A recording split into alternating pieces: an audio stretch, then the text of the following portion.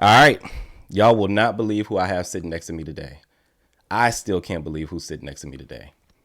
This country girl from Virginia has a Bachelor of Science in Business, an MBA in International Business, and a Master's in Clinical and Mental Health Counseling.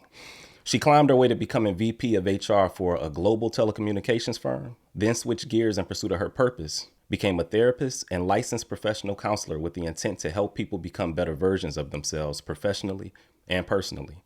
Just to paint a picture of how impactful her messages are, she had just 3,000 Instagram followers in February of 2025. Then she went viral and is now sitting at 500,000 as we speak. She's been featured in Essence, Forbes, Fox 26 Houston, Voyage Houston, As Is by Mike Strambler, and NBC Las Vegas, just to name a few.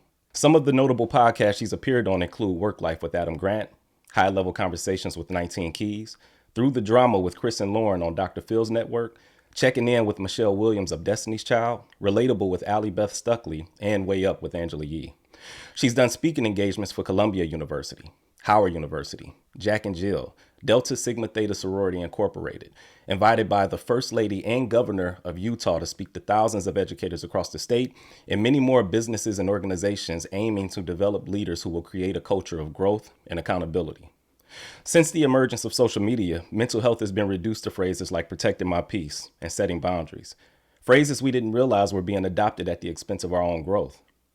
Then this brilliant wife and mother of two comes along with a refreshing message that encourages autonomy and responsibility, that empowers us to thrive and not just survive, that sets us on a path beyond merely coping to experiencing real transformation through mental and emotional development. So without further ado, I'd like to introduce you all to the founder of Success is Complicated, RaQuel Hopkins, the capacity expert. Ladies and gentlemen, what's up, RaQuel?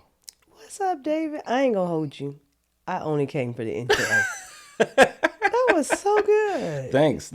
Yeah. That was good. Appreciate that. Well, hey man, all of this stuff is true. You know, you one of the most it's easy to search for you on Google, let's just say that. All the accomplishments just stack up. I was taking it in as I was listening to you. Yeah, you got to sometimes, man, because you've done a lot over this last year? Really? Yeah, over this last year. I was taking it in. Thank you. No problem.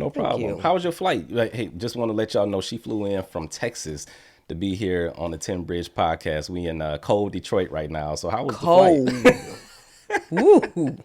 Cold. For sure. The flight was great. I slept the entire time. For real? Yeah, the entire time. Wow. So you ain't got you one of them people that is so, like before the plane even takes off, you knocked out. Yeah. If I'm traveling by myself. Yeah. If I'm traveling by myself, yes. And then by the time I woke up, we're here. You hear it, right? Yeah. So I want to know like a day in the life of RaQuel, because a lot of people don't know this, but you are not only a licensed professional counselor, a therapist, but you're also an author, you're a mother, you know, you're a wife, HR professional. You got all of these things going on. Just a typical day in the life from the time you wake up to the time it's time to go to bed. Like, what is a day in the life of RaQuel looks like? Oh, man. Well, my day starts with me first. So I have a trainer. My training sessions are 5 a.m., 3 days a week. And from there, I come home, I help my husband, we get the kids ready. And if I'm working in office, then I am taking a 45, 50-minute drive to my HR job. If not, I'm recording podcasts. It's no consistency. It's just juggling all of the things, you know, like there's no consistent day. And then I still have my job, so I can't tell you what I do on the days that I really work from home. So. Wow. So it's just basically juggling things, right? Juggling things. Have you always had the capacity to take on this much responsibility, or was that something that happened like recently? No, like my best friend, she tells me, she says that you've always been this way. Like you've always had the ability to just take on a lot. I don't even think about it as a lot. I would say maybe a few years ago when I wasn't really big on like responsibility. Like I was big on like doing well in life, but not necessarily the responsibility that came with doing well. I didn't have the appreciation that I have for it today, so I resent it responsibility. And I almost got caught up in some of the therapy talk, and they were trying to tell me this parentification. And man, in some ways, Yeah. it definitely was, because certain things I don't think children should have to experience. But I feel like if not me, then who? Like, part of this is a reflection of like who I am. Wow. I don't know any other way to be. And as I've continued to grow, I have learned to figure out like what's mine to carry and what's not mine to carry. Drawing that distinction is important for sure. Wow. So let's take it back to Virginia, right? You were born and raised there. Do you remember the first house like that you grew up in? Like who lived there? Just describe that whole setup to me. Well, I know it wasn't a house. So what was it? Oh man. Apartment? You know how like the project, like the developments of like Yeah. projects where you have the mailbox where you can peek through it, but Yeah. Wow. yeah. It was we called it Young's Park. You're gonna hear my accent now come out. It's Young's Terrace is what they call it now, but we call it Young's Park. And it was me, my mom, and my sister. Like that's the earliest place that I can remember. And I don't know if I can remember that because I remember we used to rent from Rent-A-Center. And when my mama didn't pay the bill, she would move the furniture over to her friend Lisa's house. Oh, wow. Across the hall. Right. So Because they would come pick it up. yeah, right? they would come pick it up. Yeah, I remember them Rent-A-Center trucks for sure. Yeah. Yep. So my mama would move the furniture on the other side, and then once Rent-A-Center left, we would move it back into the house. Like, yeah, it was Young's Park. Wow. And you said a younger sister. How much younger is she? She's 2 years younger than me. So I actually have, it's 5 of us. The sister, I have a sister that's 2 years younger than me, and we have the same mom and dad. And then my dad has a total of 5 kids. Oh, got you. Okay. Okay, I got you. Are you closer with your sister that's from your mom than you are with the other siblings, or is it pretty even? My sister with my mom, we share a special bond. Yeah. I wouldn't say that we are closer. I would just say that the dynamics are very different because when I lost my mom, 11 years old, we ended up moving with my dad. So I grew up in the household with 2 of my other siblings. And that sister of mine, we're really close. My brother, not so much. And then I have a younger brother, too. I think he's 20 or 21 years old. I can't remember the ages. I just know that it's me and then my sister, she's 2 years, and then my other brother 2 years, and then 2 years, and then there's this big gap where my dad had another child. So you said you lost your mother at 11, right? At that age, were you old enough to fully process what was going on at that particular time, or how did it impact you? Or was it a situation where you didn't realize how big of an impact it had on you until later in life, right? Because at that age, I can imagine that so much stuff is happening. You're talking about planning for a funeral, having to show up to the funeral, having so many people come up to you and, give their respects and sympathize and all of that type of stuff. What was happening at that age when that happened for you or happened to you? To your point, I don't think I realized it until I got older. I think one of the things that my mom's death taught me was, as a kid, was learning to be alone. Like, I can be alone. And when I say that, when someone dies, it's like everybody rallies around you. And then at some point, people go back to their lives. And I think I understood that very early on. It wasn't that people didn't want to be there for you, but life still goes on. So I learned to be there for myself. And then, of course, my sister, I took on that motherly role for her. Yeah, my sister was like a sister/mother, but it caused some issues between us. We're closer now, But at that time, I'm like, you ain't my mama. Why?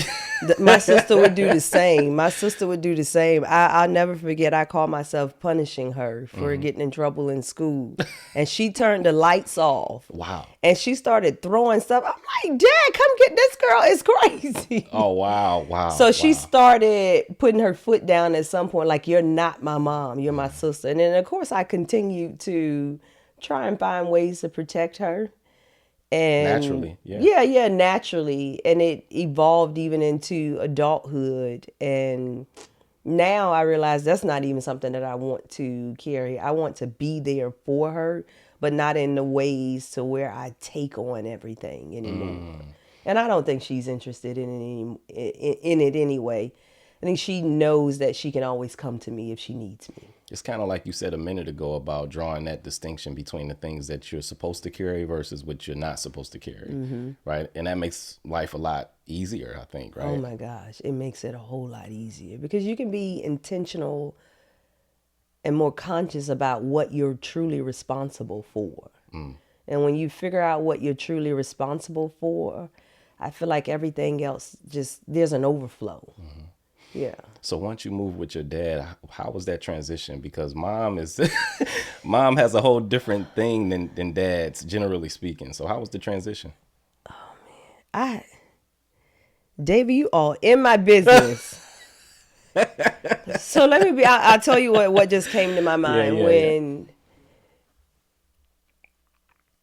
So, when we talk about our past, there's so many other people that are a part of it. People that have caused pain, have hurt you. And today I'm not I'm not in that place today. So when you tell your story, you have to go back and revisit those things. But I always think about how it may make other people feel. Now, I don't know that I should, but I do care. Yeah. Because I'm so grateful for who I've become. Wow. That I don't know that I would want my life any other way. Having said that, I do like to be honest.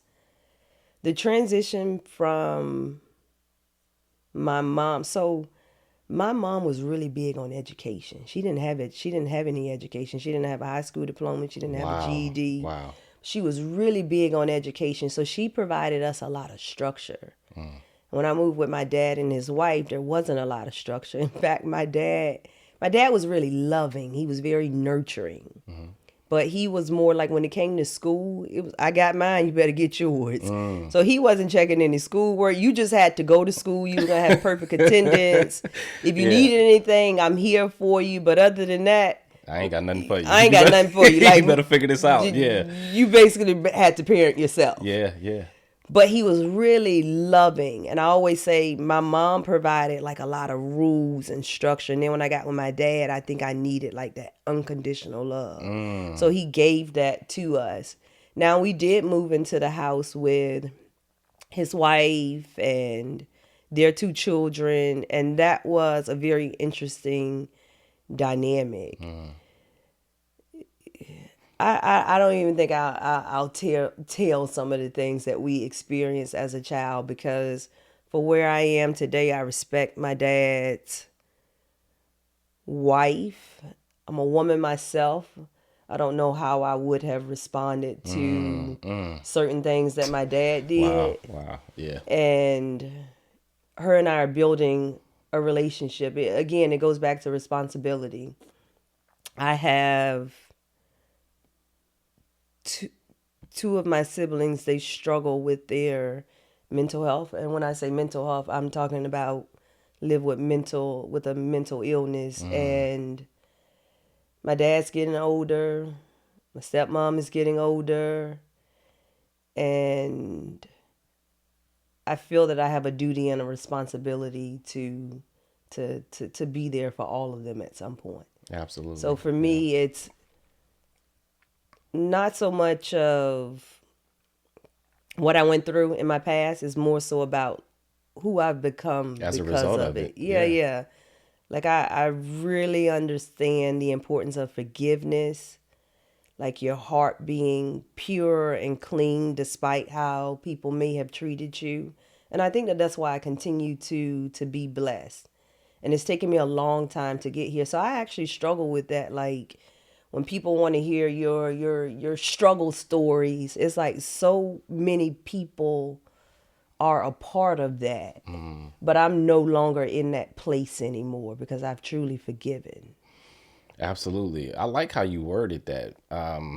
I really do like how you worded that because I didn't understand my mother or my dad or even my sister as much until I became, grown and, I got married and became a father. Then you start to look back and at stuff that you might have been disappointed about with respect to, what your father did. But then you're like, wow, being a father is really hard. Right. It doesn't absolve people of their responsibility in something, but it gives you this sense of understanding and empathy that you didn't have before. Right. Yeah.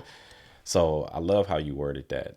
I really, really do. And you talked about forgiveness too, being able to truly forgive and move forward and not dwell in the past and understanding that life happens for you, maybe not to it's you. like not to you. I'm vocal with my mom. Like, I feel like that's been my life lessons, like learning to forgive. I would say it took me 20 something years to truly forgive my mom. So I had all of this hate and resentment. How could you do drugs with knowing that you had 2 children? If you really loved us, like, why didn't you think about us? And it just eats you alive. Like, you're just so bitter, like, to hold all of that in your heart. And when I didn't release it until I had my first son. And I realized that I was no better than my mom. I mean, I wasn't doing drugs, but Wow, that was a full circle moment. it was a full circle moment for me because you start to understand the weight of life. And when you start to understand the weight of life, maybe I didn't do drugs, but I did other things that could have impacted my family. And because of that, I was like, girl, you ain't no better than her. Like, what makes you think that you're better? And that's when I started to forgive, when you really start to see yourself in other people. Now, today, I'm not saying that I'm making any of those decisions, but it's really made me think about responsibility. I was actually, last couple of days, I've been thinking about, what is responsibility? What is responsibility? I've seen your recent post, but go ahead. Yeah. Yeah, I was thinking about it, like, from in the smallest ways, whether it's folding your laundry, because I know that I can't think if things are not in order. And I was like, responsibility is a repeated choice to maintain order when you have influence. Wow. You think Wow, I was thinking about it just from doing the laundry. Wow. Like, because if my laundry isn't done or the clothes aren't folded, I can't think. It feels chaotic. And you can go and stuff them, throw them back in the dryer, run it again. But I can't think. But when I do... Because it's still in the back of your mind. It's still in the back of your mind that you haven't taken care of what you're supposed to do. And that becomes like a repeated process. And it reminds you that, again, you're not powerless. Like, I have the ability to go and fold clothes. It's like, what am I prioritizing over that? So that's what I was thinking. I think a lot about responsibility because I think it's such a gift and it's a catalyst for growth. It definitely is. Jordan Peterson, clinical psychologist, says that in his book, I think it's 12 Rules for Life. And he talks about the importance of just waking up and making up your bed. And he I don't make my bed up. Yeah. But you got to do something. You got to do well. Yeah, can't be perfect. But he was just talking about the importance of controlling the controllables, right? Because God forbid chaos ensues or exists outside of your household, but then it also exists in your house. Yeah. So if chaos is happening at work or wherever, then go through your mail, straighten up this, clean out your closet, and that helps. I guess it helps to not feel as overwhelmed, right? Right. Psychologically. Yeah. No, I identify with that. Like, my house has to be in order for me to feel like I can do all of the other things that I do. If not, I'm no good. Feel like you're drowning. Yeah. I do. Wow. So let me ask you this. When you were a child, I would say, I don't know, middle school, high school, what did you see yourself being as an adult? As far as your profession? I got to take you all the way back. Yeah, okay, go ahead. So at one point, I wanted to be a police officer. I was like, I'm going to clean the streets up.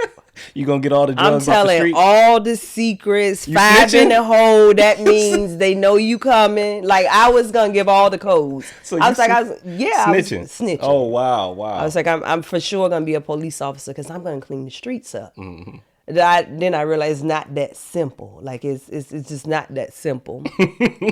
And then I was like, I'm gonna be a psychologist because I want to help people. So people have always felt comfortable talking to me. So I was like, I'm going to be a psychologist. And then when I go to get into college, I was like, I need to be able to make some money. I actually called a psychologist while I was in undergrad. And she was like, well, I didn't take this path. I actually started out as an engineer. And my engineering job paid for me to be a psychologist. And I was like, well, I don't think I'm going back to get any degrees after this bachelor's. Oh, so yeah, graduate school wasn't even in your plans at It that was time. not even in my plan. Because you wanted to make some money. Yeah, and I didn't know much about education. In fact, I was actually going to go into the military because my dad's like, that's what we do. You go into the military. Ain't nobody got no money for no college.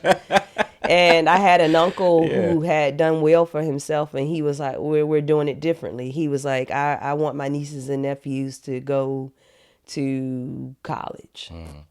And that's how I ended up in college. And yeah. So what was your first job when you graduated from college? I worked for my uncle when I graduated from college. So what's crazy is I actually had 3 job opportunities in Richmond. But of course, you go and work for your uncle because you think it's going to be peaches and It's going to cream. be easy. I got this.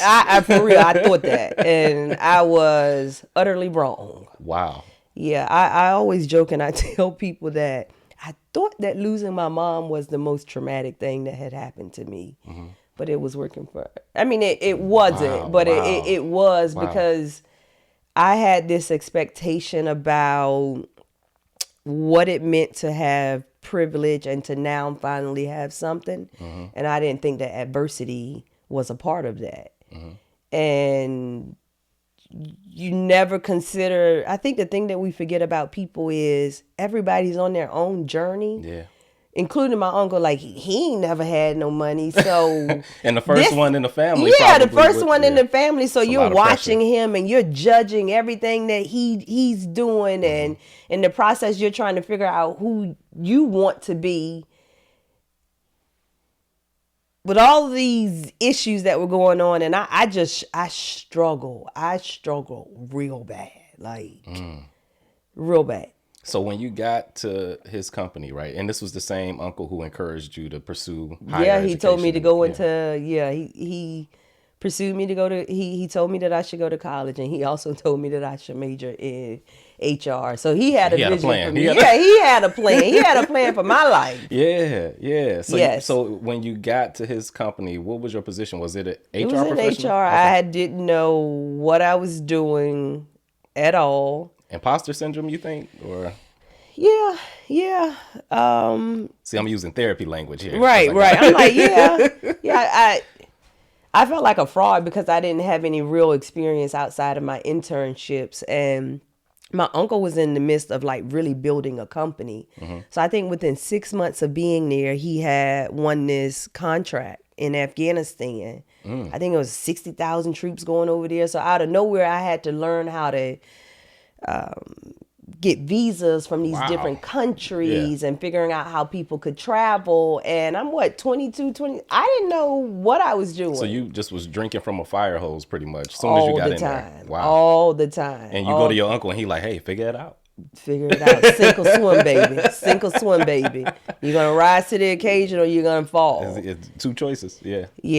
Yeah. To be honest, I'm so...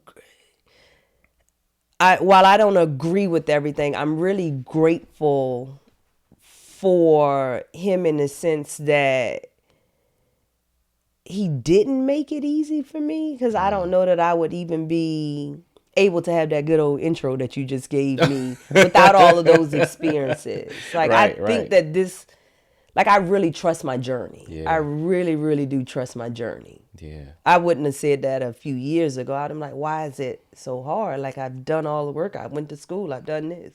Why is it so hard? Yeah, it takes a lot of maturity to look back in retrospect and say, man, if at the time I thought that him being hard on me wasn't synonymous with love, but in some cases it is, because I see the potential in you and I'm trying to build you up, right? I don't even know it was that. It wasn't? No, I don't even know it was that. I think that he was He didn't going treat through... you no different than anybody else, is what you're saying?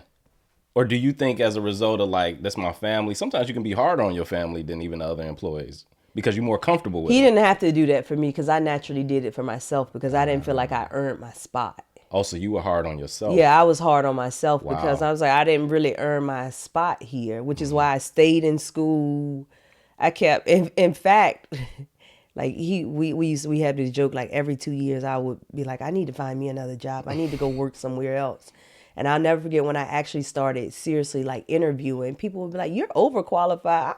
I'm like, I don't even know anything. Wow. Or they would be like, where do you work? Can I come and work there? And I'm like, what? While you on the interview, they was trying to get a job from you? Yeah, they would hear like the places that I was traveling to. And I didn't understand. I didn't know how much I was learning and how much I was growing. Because that's all you knew. That's all I knew. That's your only company that you had worked for graduating from college. Right. Wow. That was it. So I didn't, my Quiznos jobs in college, like none of that. You can't compare it. Yeah, you just couldn't compare it. But yeah, so it's almost like these quick lessons in like you have to grow up fast. Like, so you think he was hard on you, or hard probably on everybody because he had a lot going on? I don't think he was hard on me. I think that he was not figuring, hard, but yeah. No, it was really like sink or swim. Like, because he had so much going on as far as his responsibility. Like, I ain't got time to. No, nobody gave him anything. You know what I'm saying? Okay. Nobody gave him anything. Like, he made a decision that he would try and set the next generation up. But setting the next generation up didn't mean I'm going to take your hand and I'm going to walk you through everything that you're supposed to know for yourself. So he's still because he's older, still very much so. So this uncle of mine, he is my dad's brother. So it's 5 of them. Like, they come from nothing. Mm-hmm. Like, I never forget my dad when he talks about my grandmother being in the newspaper for not being able to pay rent that was like $7. So wow. Just to paint the picture, like, they literally come from nothing. So what my uncle has been able to do, like, no one's given him a handout. And sometimes when you get it out the mud like that, that is heavy within itself. So you don't really know how to like lead other people because who led you? Wow. And I noticed too, just the way you present yourself, how you talk, like you have this leadership quality. And I don't know if that's just natural, if that's always been a part of you, or is that something that resulted from your experience working with your uncle? Because you just sound like a leader. It's a combination. Yeah. I think it's a combination. My best friend, she used to work for me with my uncle, and we talked about it on a podcast before, but I had wrote her up one time. And she was like, that ain't cool. Hey, you did that to your friend? You ain't no joke. Sink or swim. Yeah. Sink or swim. Sink or swim. Because I'm trying to figure it out in here. Like, you need to do the same. But I didn't know how to teach her. Yeah. But I still wrote her up. I mean, because I felt like she was wrong. And when you talk about is it just natural leadership? No, because I could have handled that situation way better. And it took me years before I would admit to that too. What would you have done differently? Probably would have made sure that I gave her some proper training versus feeling like nobody trained me. I mean, while I didn't say it, unconsciously I treated her that way. Like, nobody trained me. Nobody taught me how to do international payroll. Nobody taught me how to do domestic payroll. Like, how did you mess it up? Yeah. I didn't mess it up. Why did you mess it up? I get what you're saying, but it's interesting because the times throughout my life in the past, when I look back on it, the times where I experienced the most growth are times when nobody taught me how to do it. So that's interesting there. I do get what you're saying. Sometimes you can show more compassion and train people, but when I look back on my life, the times where I've experienced maximum growth are times when there was nobody else and I had to figure it out. That's crazy. I'm sort of the what do you call it? Like the conundrum, I guess, right? Yep. Yeah. Like how much should I help? Yeah, that especially today. So you made your way to VP at your uncle's company, right? Vice president of HR. Yeah. Right. So when you were interviewing with these other with these other jobs, did you have that title? Yeah, I did. So they like, you And need they to give kept me a saying job. that you- Yeah. Right. They kept saying that you were over. But I never felt like a VP, though. You never felt like a VP? I never felt like a VP. It took for me to go out there and get another job with another company for me to realize, like, man, you've learned so much. You know, like, you literally know how to build from the ground up. Wow. Like, so working for other companies is really easy for me because you walk into structure. I walked into like Chaos. Yeah. So you understand all the different phases of a company. And I just Yeah. didn't realize that I had all of that knowledge because I was so upset with how I had gotten there. I mean, I used to put a lot of undue pressure on myself too, because since it was a telecommunications company, it wasn't a lot of females. So I remember my uncle, he has this joke. He had went away to travel. And we had just won another big contract. And when he came back, I had hired a bunch of women. I hired a bunch of women. He was like, what are you doing now? I was like, we need to hire more women. This is my real feminine. I am a girl's girl. Yeah, like for sure, I for really am. But I hired a bunch of women, and I was like, we need diversity. I was like, we need diversity here. So he came back from his work trip and saw all these women, and he flipped out a little bit, or no, he didn't. He was didn't cool? say too much. He Yeah. didn't say too much. My uncle is very smart and very strategic. But what I was another thing that on this leadership team, it's me and it's all men. I had the most education, maybe not the most experience, but I had the most education, and we're all still doing the same thing. I wasn't making the same thing. you had your MBA at this time, right? I went back and got my MBA in 2014. This was around the time where he was building his leadership team. Gotcha. I wanted to make sure that you didn't feel like you were just giving me something. Gotcha. So I got my, because if I'm going to be on the leadership team, I want to have my thing, and I want to see my pay go up too, because Absolutely. I see Yeah. the men. See, and that's another thing too, because I was not out in corporate, I didn't know to victimize myself and be like, oh, the men are making more money than me. I just felt like, okay, you go and work, and you work, and then someone will know this type of thing. And I never forget, I had went to Afghanistan, and my uncle called me down in the lobby, and he was like, you are the most educated on the leadership team, and you're willing to do the same things that the other people are willing to do. And he was like, I'm going to increase your pay. And that was the first time where I had really seen, he was like, 175. I called my friend. I was like, girl. He said 175. 175? My friend was working for me. I said, can you change that now? Like, Wow. change the payroll. Like, Wow. he said 175. But I still felt empty though. So I still this felt, was you coming from the projects, making your way to a point where you was making 175. And I read somewhere when researching you that everybody else was proud of your accomplishments except for you. You still felt empty. Why? I still felt empty. I don't know, because he kept increasing my pay too. he kept increasing it too. Did more responsibility come with that increase?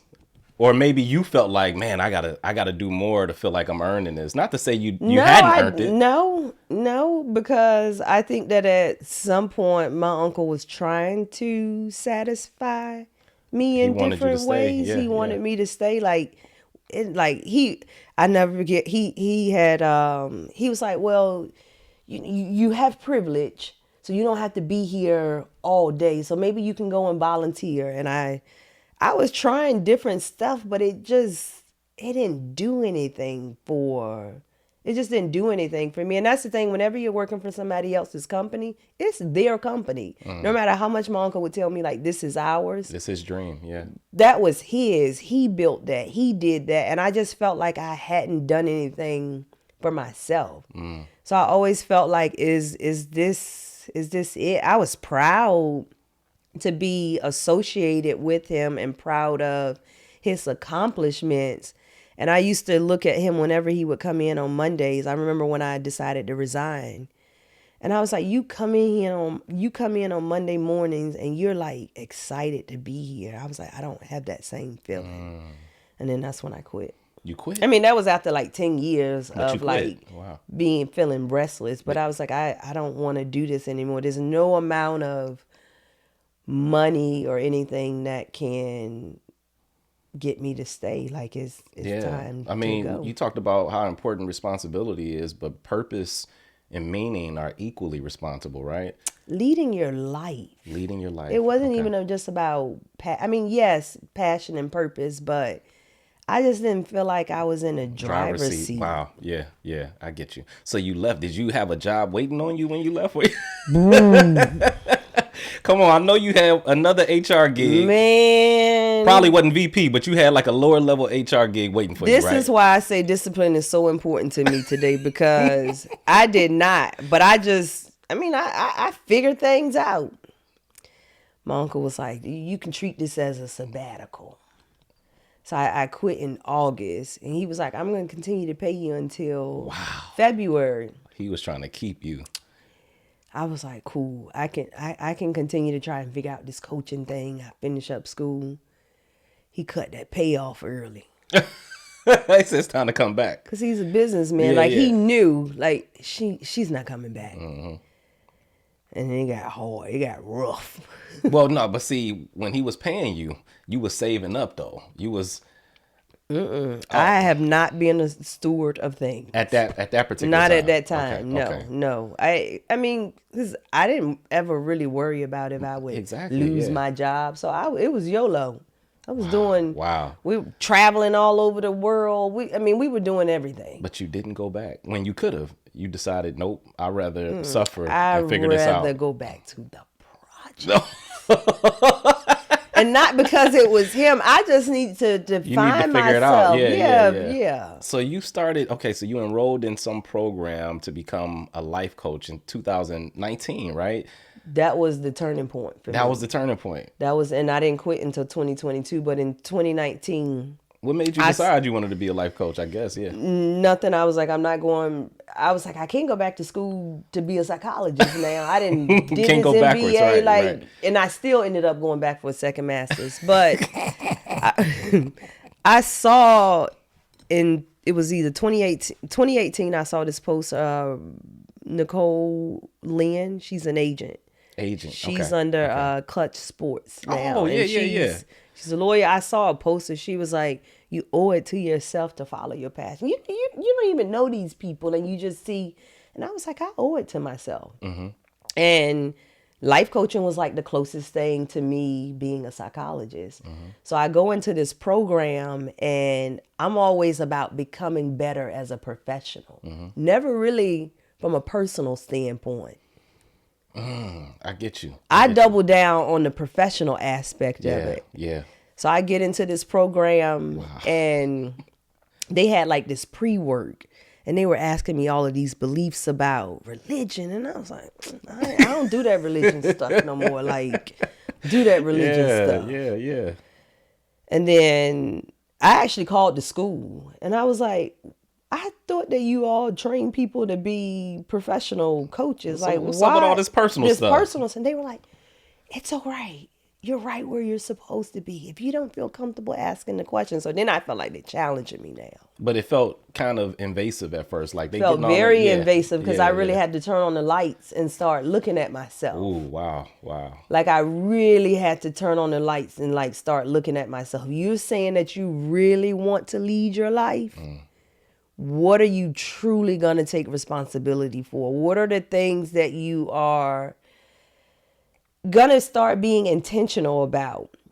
And I think we're 2019, 2020. So my grandmother was a pastor growing up. My grandma got on my nerves. Like, Oh, so you know the word. Yeah. my grandma, that's all I heard. My grandma was a pastor. Like, Yeah. but when I say pastor, like she had her, like a small church, like it would be in a house or some small place, about 5-10 people. We go down there and we worship. And my grandma used to say, "You ordained, girl. You gonna, girl, that girl gonna be a pastor." When grandma just be singing stuff. Nah, I But think she right though. But go ahead. during that time, my grandma also had dementia. Oh wow. But I knew my grandma knew the word. Yeah.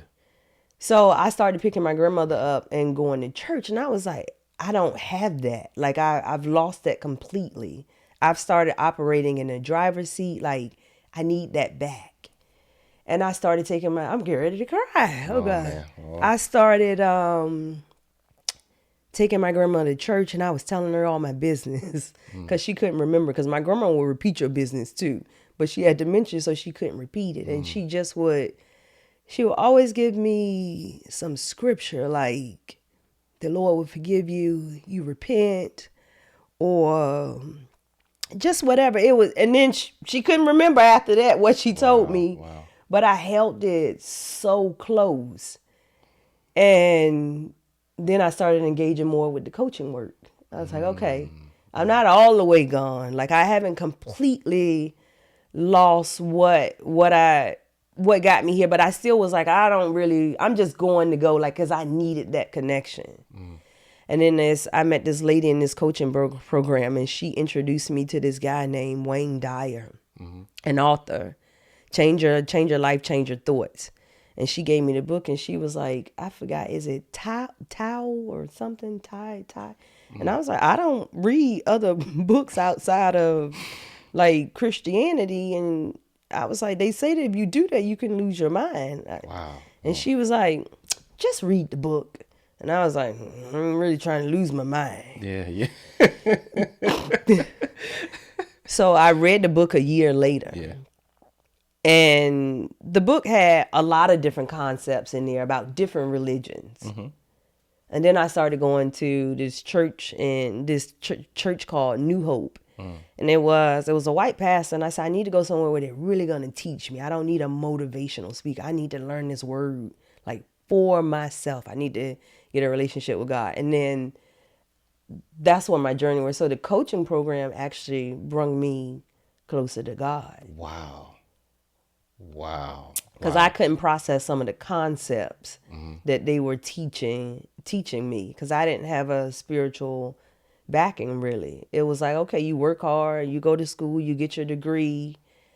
Like, I felt like a lot of stuff was being done in my own will, and for where I was going, I was like, you need something else, because this ain't working.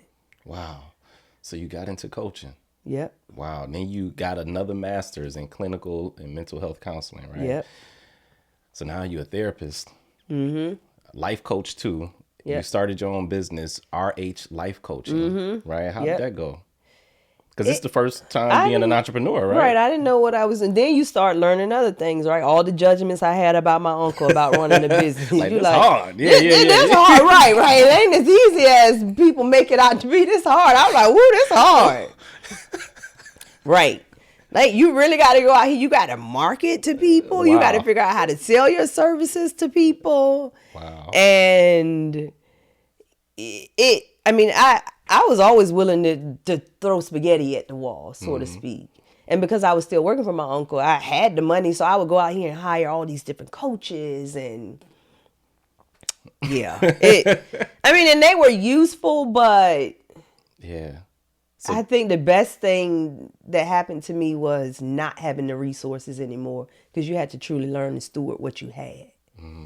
And that's when I started to grow. But if I go back to RH Life Coaching, I would take up, like, contracting jobs, and you had to do a certain amount of hours to become a licensed professional counselor. So I was just doing all the things, just doing all of the things. I still didn't know what I was doing. I just felt like I was now in the driver's seat, even though I had no certainty. Well, it's better to do something than to just not do anything at all, because at least you'll have a better chance of stumbling upon the thing that you really do want to do, right? So, right. Good thing you didn't remain idle and you just stayed busy. Yeah. Yeah, because inaction is a choice too. Wow, absolutely, absolutely. Okay, so I want to talk about your other career as a writer. You wrote for Forbes. Yep. I think I want to say about Before GBT was even a thing. Yes, I Yeah. did. Yes, I did. Let's talk about some of these articles. Okay, one article you wrote. You didn't pull the articles up, David. Yeah. Okay. April 20th, 2022. How to prevent compassion fatigue among HR professionals. And in this article, you talked about how HR professionals were feeling hopeless, helpless, feeling exhausted. And that was due to compassion fatigue, which shouldn't be confused with burnout. Like there's a difference, right? And I thought that was a really good article. Can you It was expound on personal. that? Yeah, It was personal. because you had gone through it. Exactly. Yeah. And my work as an HR professional, I've always been an empathetic person. But trying to be there for people while also still understanding the business, I struggled with it so much. So I would always go from one extreme to the other. I'd be like, I don't like people. I don't like people at all. And then I'd be on the business side. And then be like, one day I could see myself doing my own thing too. And then forget the people. But you got to find the balance in between. Compassion fatigue came from me just not understanding the balance. Like you start to really wear your identity as like you center your role. Your role becomes your identity, and that's what mine did. Take on your clients or patients' pain, right? So they tell you things. I was no, that was just HR. That was just HR. By the time I had gotten over into like coaching and therapy world, I had already experienced it because HR people see you. Most HR professionals are like, they enjoy people. You get into this field because you enjoy people, but you also work for a business. Yeah. So. And people will come in and they would tell you your the problems, what they're struggling with. If you had to fire somebody, they would tell you all of their responsibilities, and it pulls on your heartstrings. And I felt like it always pulled on mine a little too much where you would get the typical like, girl, you emotional, girl, you get out your feelings. And I couldn't find that balance because I wasn't okay with the discomfort of lifing. So if somebody is experiencing compassion fatigue, what are some steps they can take to try to, I guess, alleviate that, right? I think the first thing is you have to be okay with discomfort. I think the compassion fatigue comes from you not being okay with somebody else's troubles or problems. Pain or trauma or whatever. Wow. And that can be, that's not just like an HR professional. You're talking about like nurses. Exactly. You're talking about personal trainers. Maybe even your barber, anybody who works with clients in a more intimate way where it requires you to or them to divulge personal information to you, right? Yeah, I get you. Okay. Yeah, you got to learn how to hear that stuff without it consuming you. You got to learn to hold it all. You got to learn to hold it all. Absolutely. Okay, all right. Next article. This fun, man, because I'm excited about about these articles. This was from February 2nd, 2021. And I think this was, what was it? Success doesn't mean the absence of fear. And you talked about high achievers, right? And some of the things that they fear, that's like some of the fears that are controlling them unconsciously. And I think the first thing you said was that high achievers fear time. They fear losing. They fear letting people down. They fear... That was all about me. I don't know if that was true for high achievers. That was all about me. When did you say I wrote this again? They fear time. They fear losing. They fear letting people down. 2021 though. 2021. Okay, I quit in 2022. Oh, okay. Time. How much time do I have? Like if I don't quit or decide to make a decision to leave working for my uncle, right? Like how much... Are you going to wake up one day and then you're 50, 60 years old and you no longer have that time anymore? What was the next one? Time, losing. Losing? What am I going to lose? Because I couldn't even think about what was on the other side, like what I had to gain. And then... Letting people down. That's number 3. I didn't want to let my uncle down because I appreciated him. Wow. And several family members worked like... It felt good walking in knowing what my uncle had created, and you see your other uncle, or you see your best friend, or you see your cousin. I didn't have the capacity at the time to let people down. Wow. Okay. Number 4. Let's see. Not being as good as your last accomplishment. You're only as good as the last thing you've done. Wow. And I used to live with that belief. You're only as good as the last thing that you've done. So currently I can stay where I am because on the outside, you're doing well. You got your husband, y'all got your kids, you're making good money, y'all are traveling all over the world. Wow. You're good. I mean, people don't know that you're suffering internally. Yeah. You're good. Now, if you go out here, will your success actually match the perceived success that other people think you have? Wow. Okay. Number 5, not getting it right. Not getting it right. Yeah, I think it was not getting it right. Here's another one, not feeling seen or heard. That was another one. I got to think because I got to go back to that time because a lot of that stuff was personal. I didn't realize that because it resonated with even with me. most. Exactly. Yeah. Not getting it right. I mean, what are you doing? Yeah. It's because my family, actually my dad, who was very supportive, he be like, girl, you ain't gonna make that money nowhere else. Them folks ain't gonna pay you that kind of money nowhere else. Girl, you better stay there. You better stay there. So like not getting it right. But I had been in this coaching program. I done built this relationship with God too. So now I'm like, it's not even about getting it right. Can you just trust that you're on this journey for a reason? So I did have in the back of my mind, like, what if I don't get it right? But I didn't really know what right meant. None of us really do. And then the last one you said was not feeling seen or heard. Seen or heard. With working with family, because they used to say, "Oh, you're spoiled," and I mean, I don't think that no one really understood how hard that time was for me because everybody was so wrapped up on the material things. And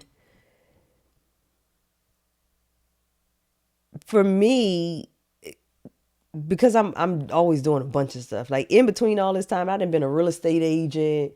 I done wrote a book during the pandemic. Yeah. So you got to think with my family, like she all over the place. She always doing something. So you do when you move like that, oftentimes you are misunderstood or people and what ends up happening is you don't necessarily feel seen because you're all over the place. One day you want to write a book, one day you want to be like the same as a child, one day I want to be a police officer, one day I'll be a psychologist, then I go to do HR and it's like I never could settle. Yeah. Okay, you gave 3 tips for how to control your fears in a more conscious way.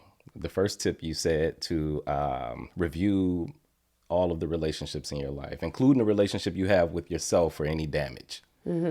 Right? You gave another tip. This tip was to define what it means to be successful today based on where you have arrived. And I thought this was good because you were saying that the same rules that got you to where you are today won't necessarily apply to getting you to where you want to go next. And then the third rule was to ask yourself a question. Do I still believe that I must fight, that if I want something in life, I must fight for it? That's been the biggest one for me. Wow. Because if you're always fighting, you no longer, God can't take the driver's seat. Like I needed to be in the driver's seat, but I needed God to like really be driving and I'm still the passenger, right? You know what I'm saying? Like if I gotta fight for it, is it really meant for me to truly have it? And for me, it was about surrendering, like truly surrendering. In this book called The Alchemist, written by Paulo Coelho, he says that if you want something in life, you know, like the universe will conspire with you in helping you to get it. Like it's not supposed to feel like it's not supposed to be that much resistance, if that makes sense. You know what I'm saying? Like it's a different kind of hard. Yeah, it's a different kind of hard. It's the discomfort that comes with uncertainty because nothing is guaranteed. Like nothing is guaranteed. I was listening to while I was waiting in the airport coming here, I was listening to there's a series by this pastor named Jerry Flowers, and it's about not being offended. And David, I don't have a good memory like you do, so I cannot quote scripture or anything else. But he was something about the scripture. It says, will you be offended by me? Jesus is saying, like, will you be offended by me? And offended by me meaning most of us get offended when our expectations don't align with God's will. Ooh, wow. Right? Because you be trying to go this way, and God be trying to take you that way. And I started learning that like very early on. Wow. Not very early on, but like around the time where I was making these major life decisions. Got you. Okay, here we go. Next article. This was from This is my best podcast so far. Straight up? Yeah. You ain't even get through the whole thing and you saying this? Is good. Yeah, this is good. This is good. Because I love the opportunity to reflect. To reflect. And then, even with doing my podcast, I think there's something to be said. Capacity Convos, y'all. Check it out on her YouTube page. She killing it. She got 3 episodes out now. One with her dad. One with a lady by the name of Ashley, who was I guess recovering from having anxiety, and then Kelly, who has cancer, diagnosed with cancer. So these are really impactful episodes. I'm sorry to cut you off, but yeah, go ahead. No, I think that this podcast and this conversation, and David and I be talking. Thanks, Bridget. Bridget will jump in every now and then, but David and I be talking on social media. But I think it's something to be like capacity convos. It's like allowing other people to like share their story. Like when you see people, like I think it's so important to make other people feel seen. Yeah, it's almost like being a voice for a voiceless, or providing an avenue for them to feel seen and heard. Right. Yeah. Right. Yeah, I like that. Good job, David. Yeah, and Bridget too, because I know she helps. Oh, she in the background doing everything. Everything. She picked you up from the airport, so yeah. Right. Thank you. And she had the heat on. The seats were high. I said, Bridget, it's cold. So, okay, the next article, this was from, I want to say October 21st, 2020.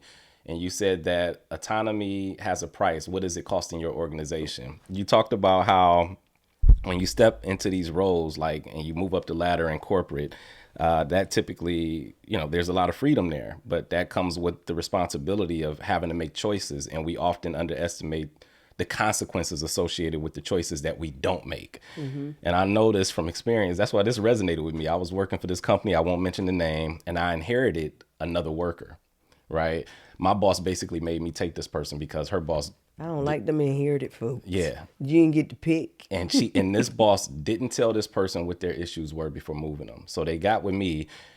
They not working as hard as the other people who worked for me, not showing up to work on time, always an excuse. And my people looking at me like, why is she not being punished? Or at least why is she being rewarded? Right. By not being punished in a sense. And we sitting here doing double the work. So it kind of just affected the overall morale of the group, And now I'm sitting here thinking like, if this person just would have told her what her problems were, I wouldn't be in this situation. But he just kind of kicked the can down the road, and it fell into my lap. But I know firsthand how much that not only affected me as a leader, because I had to step up and say something to this person. But by this time, she already had developed this sense of entitlement because she had no idea that whatever she was doing was wrong. And it affected the organization as a whole. So I thought that article was really good. Like, the choices you don't make will have a consequence. All of that stuff was about me. It was just that Forbes made me make it HR related in order to just be in it. They were very personal. So that was easy to write those articles because it came straight from your experience. Straight from my experience. But it just so happened to relate to so many people could relate to that. Yep. Wow. Yep. Okay. So this is the last one. Unless you want to say something about that. Nope. This was from September 30th, 2020. And it let's see, work-life balance is no longer a company issue. It's a joint responsibility between the company and the employee. I'm gonna let you go ahead. Now this probably really was about work. Them employees were starting to get on my nerves. That probably was about work, because in any relationship, people have to know where they begin and where you end, where you pick up and where I end, sort of thing. And this is probably around COVID time where things are Yeah, shifting. exactly around that time. And it's like, you're responsible for me, for my life and my work-life balance. Like, no, companies are responsible for ensuring that systems, processes, and policies are in place for employees to thrive. But you also play a part in that too. Heck yeah. Yeah, because for instance, some people define success as just always on the go. You got to be productive, and they got all these PTO hours that they ain't used. So it's like, no matter what type of culture the company try to set up, you still have to take initiative and have a life outside of this. Like, your whole identity can't be wrapped around this job. Yeah. Companies can't help people with that. Exactly. Because whenever you, in an organization, people are coming in with all of their baggage. And I started to understand that too. Like, we're all coming in with so much baggage that you just have no idea of. If I give you constructive feedback, and you're used to being coddled, for example, like, it's going to feel like a threat or like danger or whatever your situation may be. That's the type of baggage you're talking about, for sure, where people can't take criticism, like, they can't take constructive criticism. Yeah, or it's a threat. Or even in my situation, really good at taking on a lot. So you don't delegate. And then because you don't delegate, you're overwhelmed, or you're upset that the employee isn't picking up certain responsibilities. Well, you don't delegate. And maybe that is a reflection of who you are outside of your professional life. So it's in a company, they can't necessarily solve that for you. Absolutely. That's why I say you always got to be willing to look at yourself. You got to be willing to look at yourself. That's the best thing that I've ever did, was turn that light on. Yeah. Turn that light on, because you get comfortable with the darkness. Yeah. And then you turn that light on, and absolutely, you get comfortable with shifting responsibility and blame. You know what I'm saying? Oh yeah. So yeah, no. Okay, now we got to get into the viral stuff. You went viral. You went viral. This was just last year, February of 2025. February 16th. Yeah, February. You remember the date? I remember the date because I was going into work, and I had woke up that morning and I was like, Danny, I'm a post it today. Yeah. I'm going to post it, because I had been saying that for a few months, but I was so terrified. And then, because you have been posting for since 2023, right? Same message, but I would say longer than that, actually. 2020, I deleted pages and but I guess you just said, you know what? I'm taking the gloves off. I got to give them the message exactly how. To be honest, I wasn't even thinking about giving them the messaging, though. It was more so your own growth, right? It was my own growth, because it was a fear, and then it was no longer healthy. It was like, it just wasn't healthy anymore. And then I remember I got in the shower and I was like, Danny, my followers are... Danny is her husband. Yeah. Danny is my husband. That's my baby. Shout out to Danny. Yeah. And then when I get to work, I had like 100,000 people. 100,000 what? I didn't do no work that day. Wow. I mean, the dopamine got me. I was like, what the heck is going on? Wow. You talking about 100,000 views? Followers. Followers? Like, the followers had increased that fast. From 3,000 to 100,000. Yes, it was somewhere. But I was like, what in the world? Wow. Do you remember the post? We gonna go over some posts right now. Just tell me if this is the one, right? Okay, so here's one that I like. One of my favorite ones was we've created a culture that rewards emotional fragility. That was a really good one.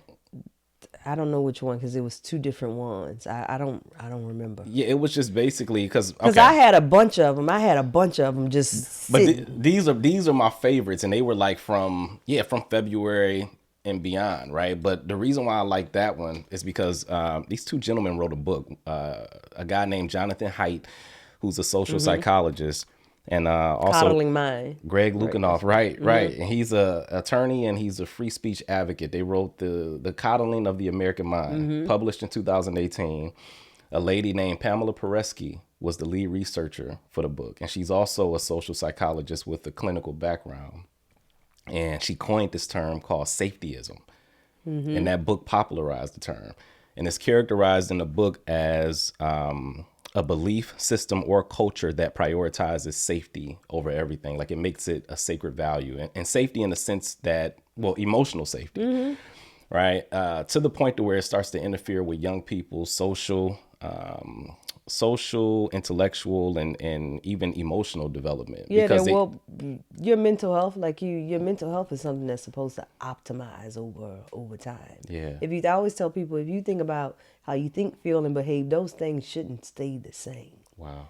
Because psychologically, one, you're being introduced to more complexity every single day, which means that psychologically you should be developing as There well. we go. Yeah.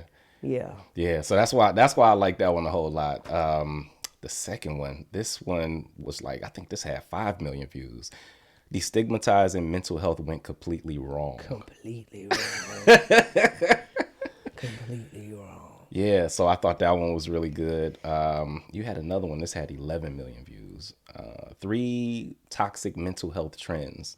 The And I gave a fourth one. I remember that one. I don't remember what I said, but I know I gave a fourth one. I was like, I got another one. Yeah, you got another one. I was on the road. You was on the road that day. This had 11 million views. The first one said the first trend was what was it? It was I don't remember. turning labels into identity. Right. The other gosh, if I had your memory day, I would be. Well, I'm researching you. You say it. You probably done forgot most stuff than I done remembered pretty much. So if I could recite things the way that you did, but it I would be a resonated. beast. When the stuff resonate, it's easy to remember it. The second one, pathologizing normal life struggles. Yes, that's the big one. That's a big one. Third one. Oh, you want to speak on that one?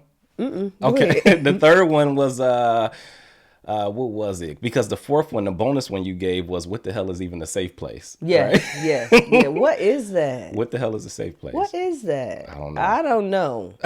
I don't know. I don't know. I don't know. What was the third one? This obsession with feeling seen, heard, or validated. Oh yeah. Oh yeah. That was good. That was good. Right. The rest of these were in between like 1 million, 3 million views. Light days for you. Yeah. But the mental health industry has taught people to escape life instead of handle it. That was good too. Yeah. Yeah. Okay. The next one, you did this podcast with Adam Grant.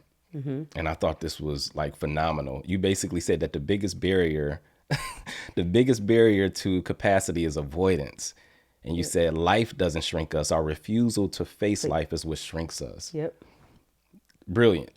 Self-explanatory, right? Self-explanatory. This the one where I said, oh, she choosing violence today, man. I'm not though. Like I really believe this. Yeah.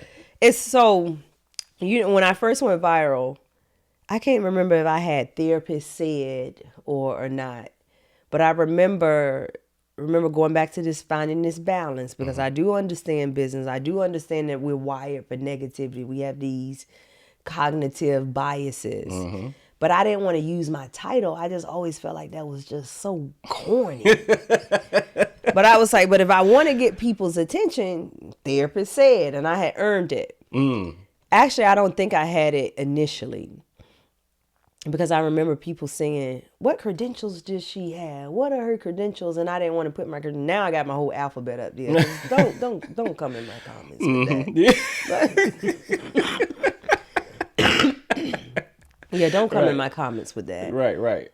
Yeah. I forgot what I was saying, David. No, we was talking about the, what was it? The one with Adam Grant where you said, oh, no, because I basically said you be choosing violence sometimes, right? But you said that's not really, I really believe this stuff. I'm not waking up saying, how can I make people feel unsafe? It's something about the truth in science being supported by the word, too. Ooh. That's what I would say. Wow. And so what I learned in this mental health program was, you can study anything that you want to study. Yeah. You come up with your hypothesis and you try to figure out how to make it true. We all can do that. Yeah. We all can do it.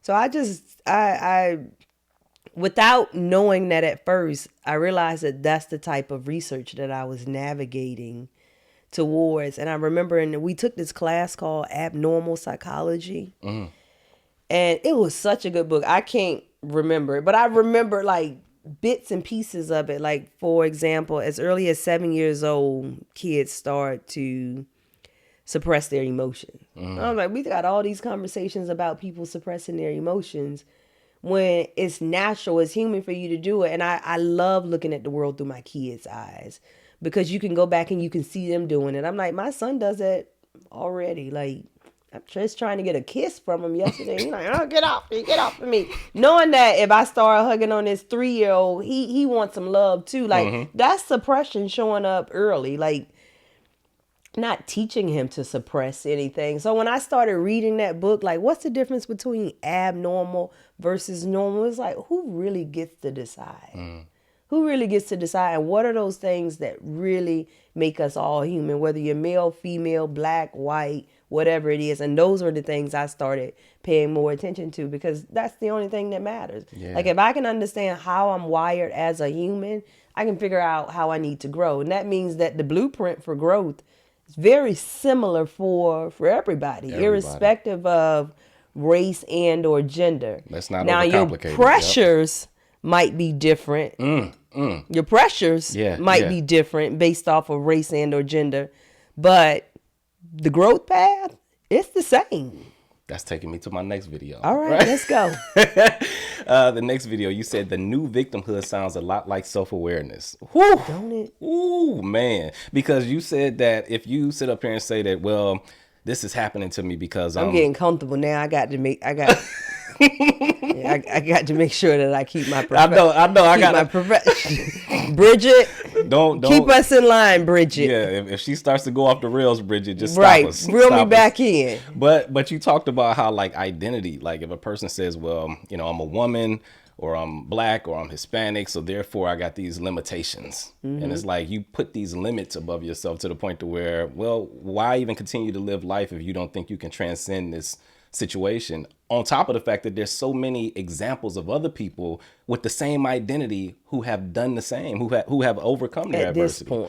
At this point, it's like, what are we even talking about? Yeah. I just had this random thought. I remember when my uncle was building his new office building, and he wanted to do, it tells you how much I've grown. I mean, I still disagree with that, but he wanted to do bathrooms like how they do in Europe, which meant the woman and female we share. And I was like, no, we need our own bathroom. We got, different times that we need our own bathroom. He was like, no, like, if you want to be treated equal.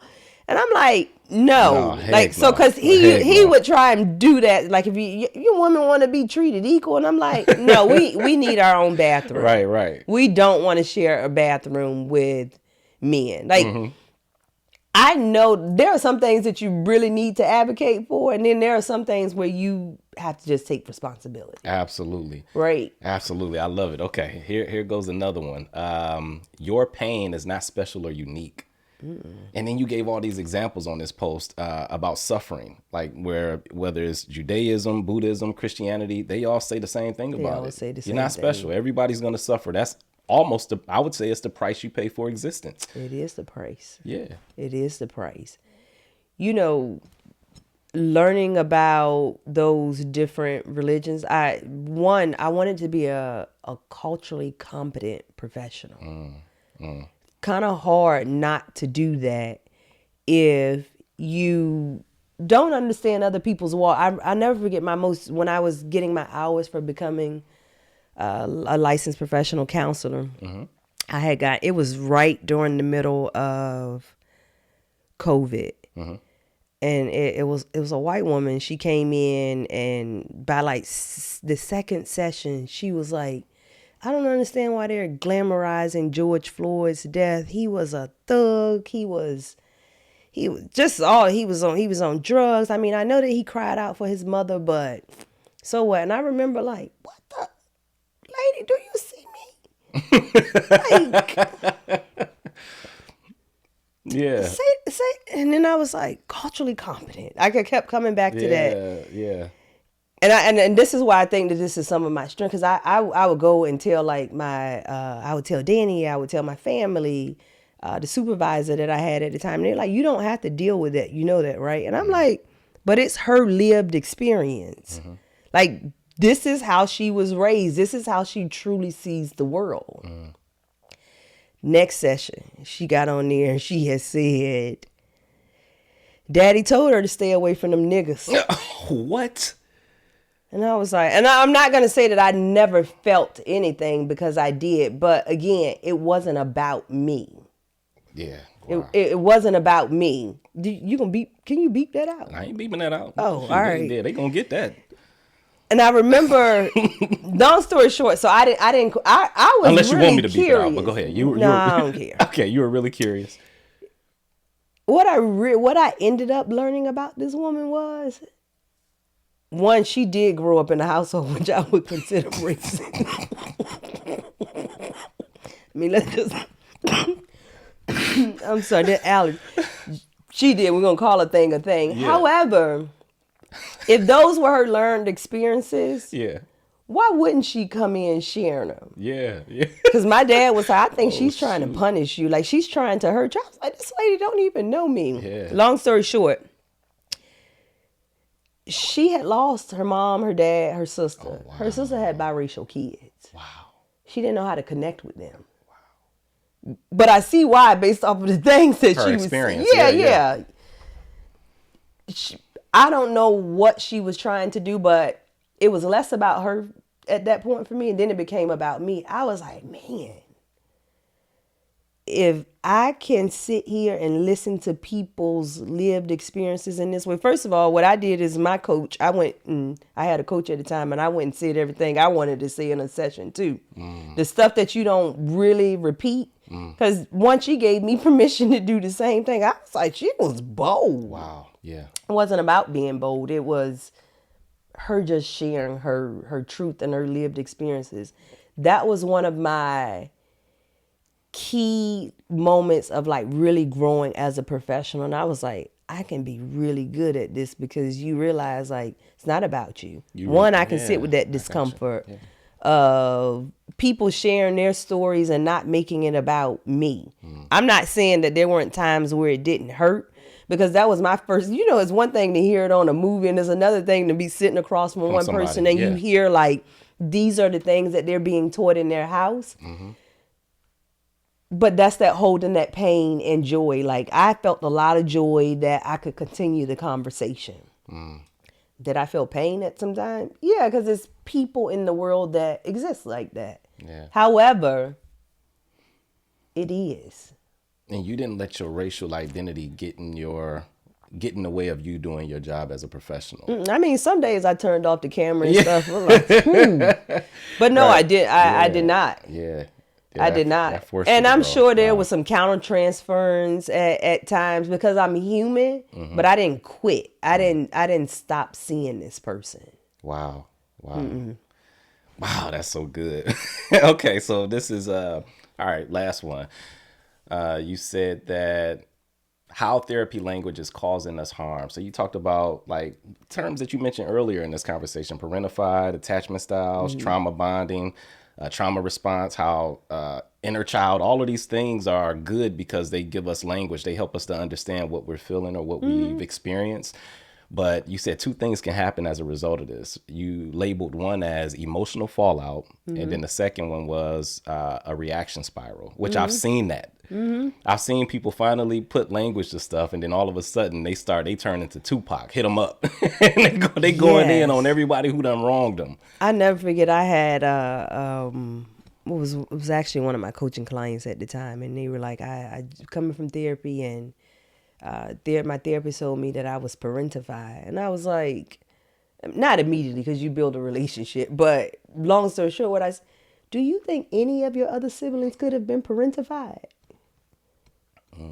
Like, everybody can't even carry that role. I don't know that my sister could have been parentified, because I will say, I'm gonna tap into I do think that I was parentified, in the sense that I was responsible for things that children should not have had to be responsible for. But okay, so that's what parentified means. I was going to ask you, but now I know. That's what it means. That you basically were operating as an adult before you were an adult. Yeah. Yeah. But not everybody can do that either. Not everybody can do it. Yeah. And the people that think that they're doing it probably aren't doing, but the people that end up really being parentified, like, it's just different. Yeah. It's just different. You can either run away from how God has made you, to whom much is given, much is required. Tuck your tail between your legs and run, or you can face it. Yeah, or you can face it. And I think that that's something that I have leaned into. Like, I'm glad that I didn't know all of those terms when I was going through what I would consider the most traumatic time of my life. Because I would have been to pieces. Yeah, once you become aware of it, then that fear it's debilitating. It'll stop you in your tracks. It will stop you. Wow. And you can't develop that sense of resiliency anymore. I mean, research tells you that, like, language matters. Yeah. Which is why I forgot, when you pulled out, like, me having to fight, that was, I needed new language. You don't have to fight anymore. Like, yeah, you're safe. You're safe. You don't have to fight anymore. See, that's why your stuff resonates with me. I mean, I don't want to say nothing bad about other therapists on Don't do social that. media. We're I'm not going to do do that. I promise you. Because I promise. everybody is right where they should be. Oh, I thought you was about to say everybody is right. Okay, no, I get that. I agree with that. Everybody is right where they should be. But there's three types of people that I've encountered, right, on social media. There's the person who speaks to you where you are, right? Yeah. And they'll say, hey, pat yourself on the back. You're doing such a great job, and don't be so hard on yourself. Yeah. I think that has its place, right? Yeah. Then you have the person who speaks to the lower version of you. Like, they'll say, cut everybody off. You better set them boundaries. Protect your peace, right? And I don't like that because that's easy. But then your content speaks to the higher version of me, not who I am. Not who I am in a moment, but who I want to be, because you encourage us to have the uncomfortable conversations, to be able to stand firm in the midst of chaos and pain, and be unperplexed, or not allow it to, cause you to become lesser of a person, not allow it to have a negative impact on your character, and to emerge from all of the trauma and all of this a better person, versus letting it make you become a worse version of yourself. Like, that type of stuff is so growth inducing. And I didn't know that I was doing that. I know, yeah, but that's what it does, though. It Yeah. speaks to that person in me. I'm like, man, I ain't ready for that yet, RaQuel. Like, don't say It's like that. I'm how I comfortable was right for the now. coaching program, though. Yeah. I wasn't ready for that. Yeah, I wasn't ready for that. yeah, Yeah. And because I am very curious, I remember when I first learned about post-traumatic growth disorder, and I was like, you can grow from trauma? And then I started looking at, like, the symptoms of growing from it, and I was like, I might actually be growing from the death of my mama. Oh, wow. Yeah, but you don't hear, I feel like You don't we hear people say it. that. No. Actually, I heard post-traumatic growth disorder because I'm telling you, I love learning. Yeah. I was at an HR training program at Wharton, and a lady that was facilitating a session was doing research on post-traumatic growth. And it was such an emotional session. You can tell all of the other leaders weren't really enjoying it because it makes you really self-reflect. And I was like eating it up. Like, this is my thing. Yeah. And I was like, wow, post-traumatic growth disorder. That's a thing. Wow. And then I started reading about trauma, and I was like, okay, so trauma is subjective. So yeah. I love it. I love that. I love that. Okay, so let's go over some of the quotes prior to you blowing up. Because see, people don't know this. You used to post like every single, like, it was almost 5 days a week, pretty much. You know what I'm saying? And you would start your post off with, listen to this if you're looking to expand your capacity. Yeah, my 11-year-old says that now. Oh, for real? Yeah. Or when if I'm having a moment, he'd be like, Mom, you need to expand your capacity. Me and Bridget say it to each other all the time now, because we never even used the term capacity before you came along. So yeah, we use it all the time. Yeah. I'd be like, Mama, your capacity. Right. We're going to define it soon. Yeah. But yeah. Oh yeah, that's to come. That's to come. That's to come. So, okay. So here's a quote. This was from, actually, I would say this was right before you went viral. This was February 2025. And you said that the old me relied on external resources because I had them. But the new me has learned to exhaust the resources within me first, And that shift has changed everything. I thought that was good. That's true. That's true. Yeah. Because when I quit that job, I mean, it was the best thing that I could have done. But I remember not even being as vulnerable with my husband about like how I had really messed up. Like, I done messed this money up. Oh man, yeah. We're more transparent. We are very transparent now with the finances, but I won't forget that donut shop, and I couldn't buy my son a donut. And just like scared to tell my husband because I was still working through like a lot of shame. Yeah. And but you learn to work with what you have. And even with that, it's like, who can you call on to ask for support? Like when you're like at your lowest, are you willing to like actually ask for help? Can you be honest about where you really are? Those were the internal resources. Those were the internal resources. Sheesh. Okay. Oh man. Okay. So this is about Danny, right? This was in May of 2024. And Danny sent you a text message one morning, and it said that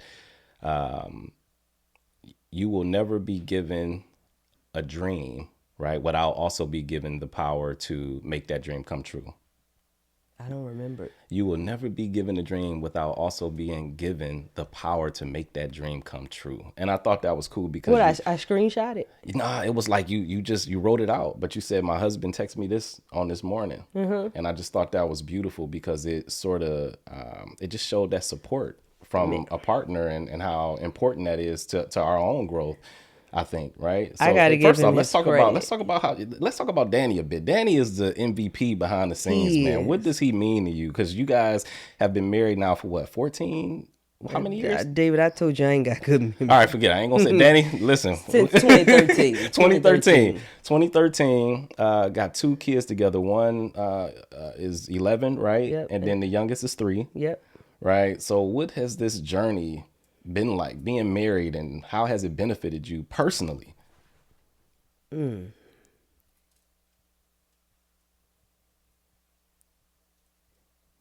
My husband has made me a better woman, like a better person. I tell him recently that he has something in him that I haven't always had in me. We've been together since we were high school. And you think that you really know like who you are. Danny's always been solid in the sense that I know what I want. I know that I want to be married. Like, I know that I want a family, like very committed. You know, earlier in this episode, I had said, like, I've always been committed to my professional goals, to myself, basically. And as I've gotten older, I realized that Danny had something that I've lacked. Like, to be, you know, that's when I say, like, you can make excuses about being young and not knowing what you want and all those things. Danny's always been very clear. I'm not saying that Danny is perfect by no means, because we have our struggles just like anybody else, but that's his strength. Like, he's very clear on what he wants. He's very clear on what he wants. And here I am. I'm all over the place. I'm all over the place. So for me,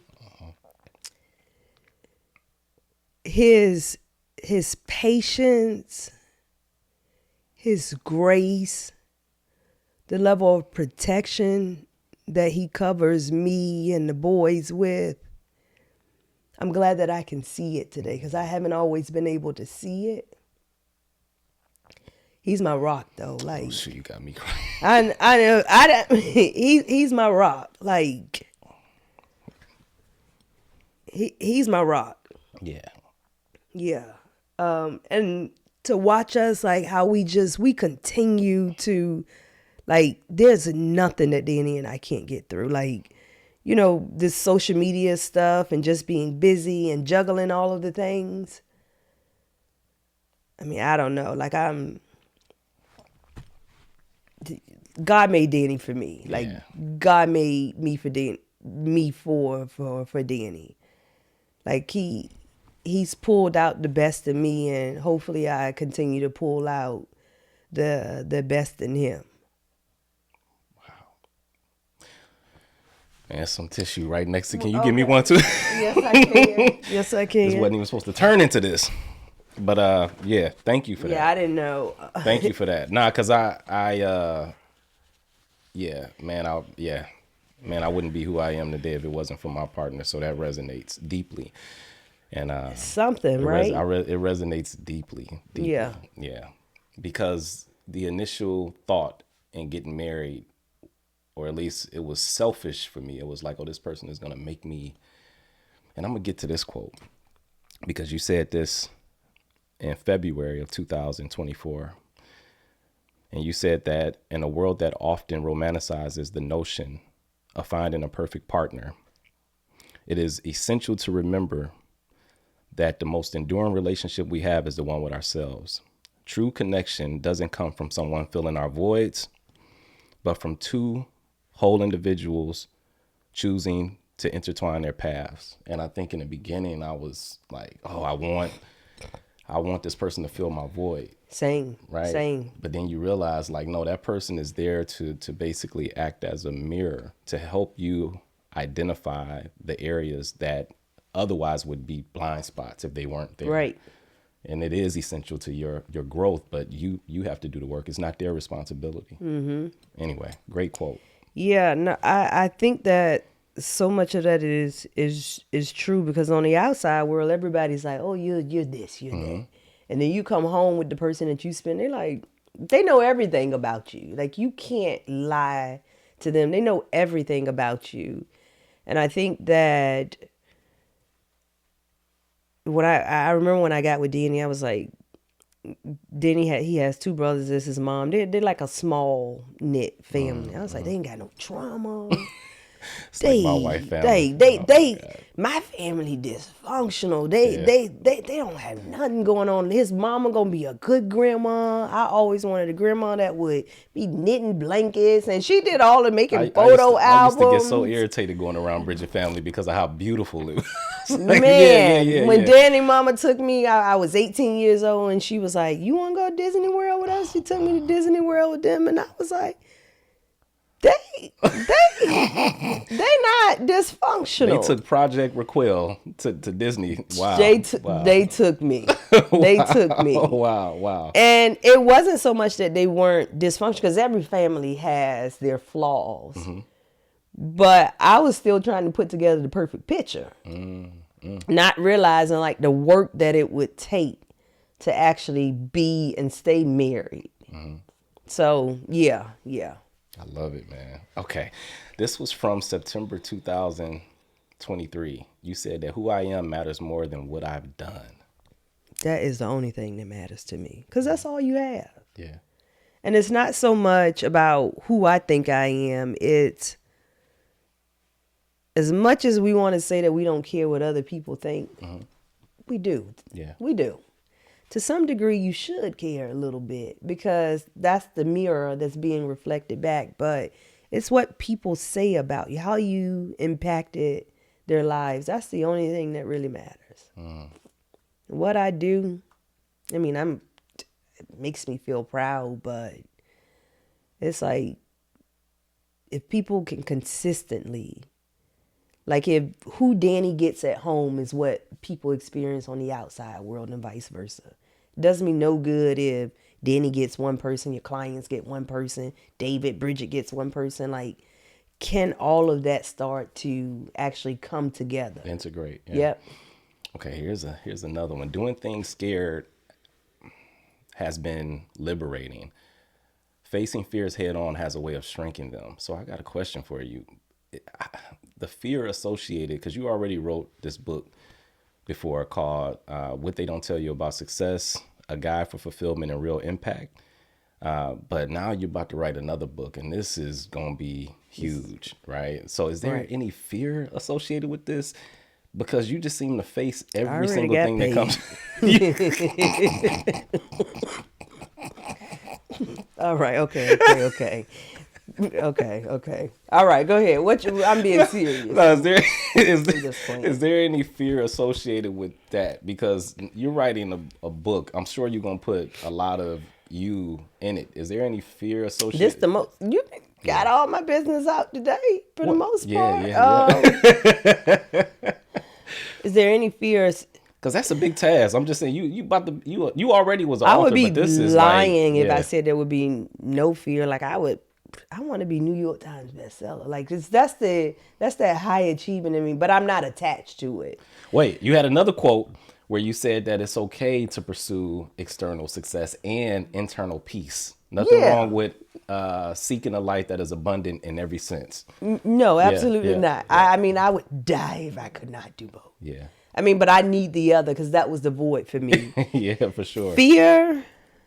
I just really told the truth when I first answered, but no, there's no fear. I mean, I got an opportunity.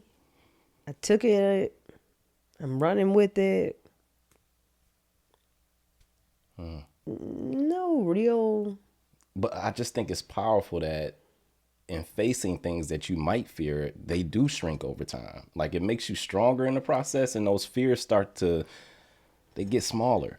Yeah. There's something powerful about The that. only fear I will have maybe with the book is you write a whole book, you don't remember everything. You didn't see it. Like I was thinking that when I did a podcast with a girlfriend of mine, Brenda, the other day, and I'm going through the books. I'm like, you remember similar to what you're doing right now, but that book is a reflection of who I am, coupled with, let me look at my camera, research. Research, right. Research. Right, I got you. Okay, so here's another one, right? And what inspired me to talk about this was this guy named Gary Vee, who's an entrepreneur and investor. And he was talking to this guy named LaRussell, who is a rapper out of the Bay Area. A few years ago, he only had a few thousand followers like you. And he would walk up the street, have somebody filming him while he shares these profound messages full of wisdom, right? And then people looked into his background. They're like, oh, this dude could actually rap. So he's an independent artist from the Bay Area, no backing from a major label. And now his album is on pre-sale right now. People have bought the album for upwards of like 11,000, 12,000 just for one album. Kyrie Irving bought an album. Oh, wow. Raphael Sadiq bought an album, and he's pretty much made it now, right? And Gary Vee told him that the hardest part isn't when 5 people are showing up at the show. It's when 5 million people are at the show and you believe them. So he told him to never compromise your values to yourself, which will lead to you never compromising your values to others. You had a post, right? And I want to say this was from November 2023.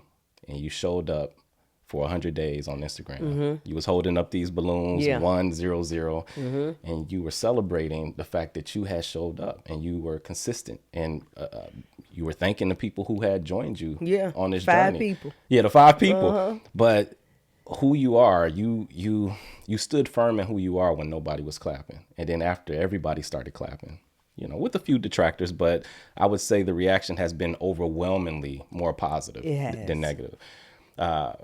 But the values have not changed. It's like you haven't allowed the success, you haven't allowed the external validation from celebrities, so on and so forth, in your inbox telling you how much you've changed their lives, other people. It hasn't deterred you one bit. And I think that has revealed more about your character to me than anything else. So, well, thank you. Yeah. Thank you. Yeah, I don't want to go back to that place that I came from. Yeah. I mean, if anything, I mean, my biggest fear is God. That's it. That's my biggest fear. I do not want to go back to that place again. Wow. So tomorrow, if I lost them all, I mean, I just go back to work. I got all these degrees. I can find a job. That ain't my issue. I can find a job. Yeah. Yeah, I'll be good. Yeah. Yeah, I mean, it's nice. I mean, my kid, my oldest, I mean, he thinks it's cool. And I saw some, because you posted something. He's like a really good soccer player. Yeah. So he is cool. He is cool. He got swag. Yeah, that's my baby. For sure. And the younger one, man, he seems like a lot of personality, lot of, what do you want to call it? He has a lot of personality. I always... Because he wasn't. I don't think we had to parent our first child really, because he was easy, and then it's like they trick you. Because right. if our second child, let me not say that because Violet gonna get older, but if you have the child that may not sleep well throughout the night, these types of things, if you have that child first, you might not even want to have the second one. So I'm glad it happened in the order that it did. Yeah, I love both my kids. Yeah, because Cam Bam. Yeah. Yeah, I can tell that there's a lot of like as far as being a wife, as far as being a mother, those roles, you don't take them lightly at all. So. No, I don't. No, I don't at all. All right, man. Man, I could talk to you forever, but I guess we got to end it. Any final words before we get off?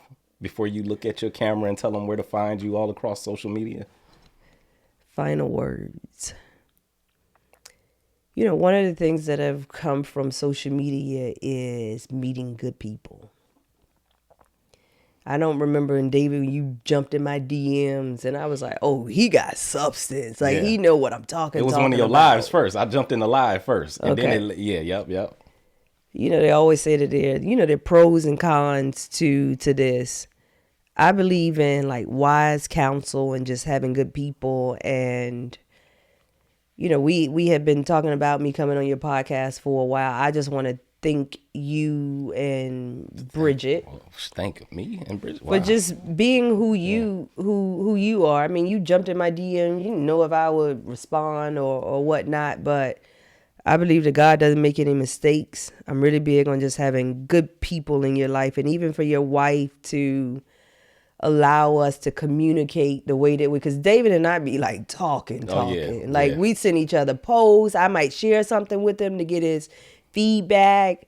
Like I respect your wife so much for just creating this space for you to have an outlet, because Bridget, she don't be interested in all this stuff that we be talking about. But no, I just wanted to say thank y'all. Like that's probably one of the best things that have come from out of going viral is I've met some really, really dope people, and I'm just grateful. I'm really, really grateful for it. So I just wanted to say thank you to you and your wife. Well, thank you. And Bridget, yeah, she don't care about, like, she love it whenever I tell her about our conversations when she gets home from work. So she wouldn't be like that with everybody, but she really, really likes you. So thank you for being who you are and being gracious enough to fly here to be on the show. I manifested this, y'all. So I jumped into her DMs and here we are. So thank you. Where can people find you? Social media. RaQuel, the capacity expert. Yeah. All right, y'all. Conversations with TinBridge. Peace.